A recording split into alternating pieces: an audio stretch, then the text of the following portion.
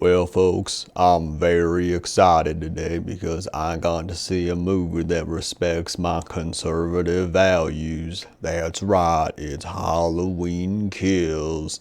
And this year, just like the last year, Michael Myers doesn't kill any children, which is something I deeply hold valuable inside of my person, as should every female that tries to commit abortion.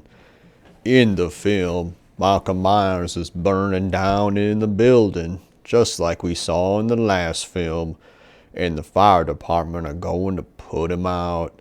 But there's one problem.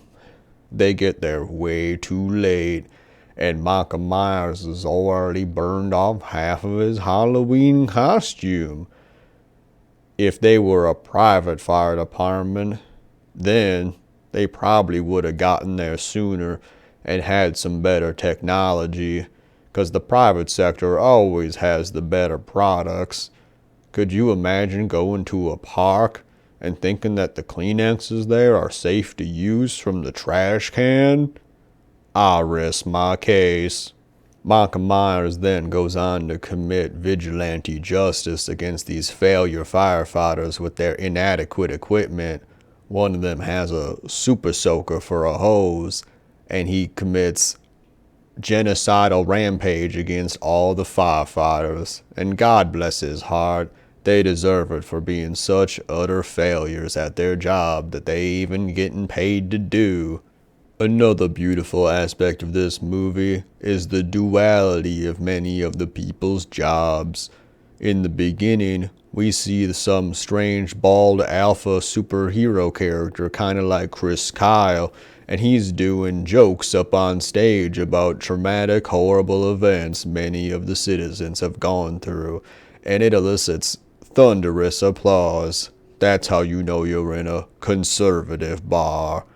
But also, there's a doctor who does amazing surgery on Laurie Strode's organs after she gets stabbed horrifically, and we see all the internals of her organs because it's disgusting.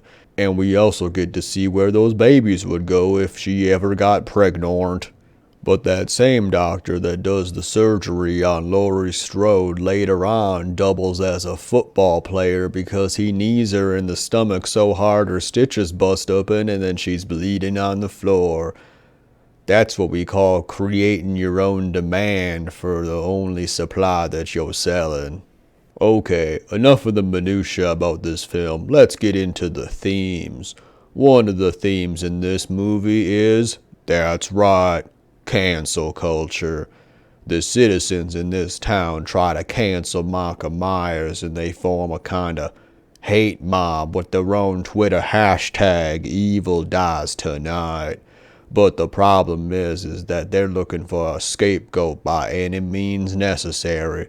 So they blame some balding man in a fucking inmate outfit for all the crimes Michael Myers did.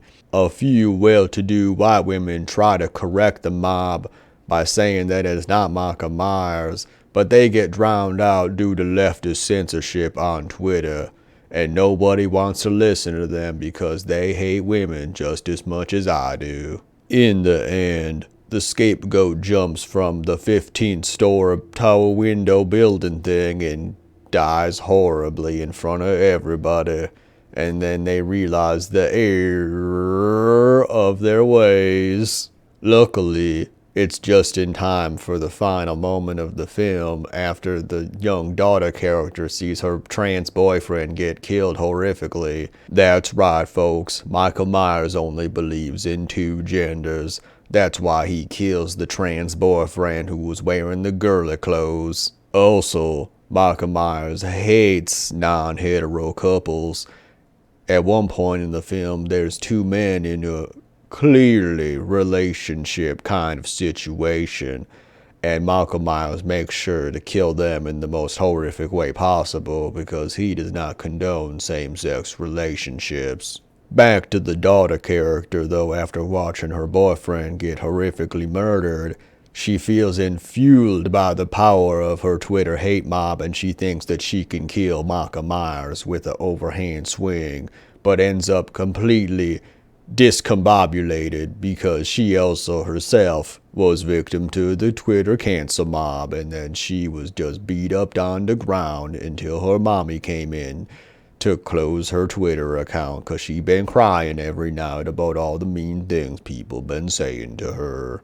Then, in the final moments of the film, Michael Myers is finally surrounded by the Twitter hate mob with hockey pucks and fucking stethoscopes, and they all try to kill him, and they shoot him, and he's on the ground bleeding.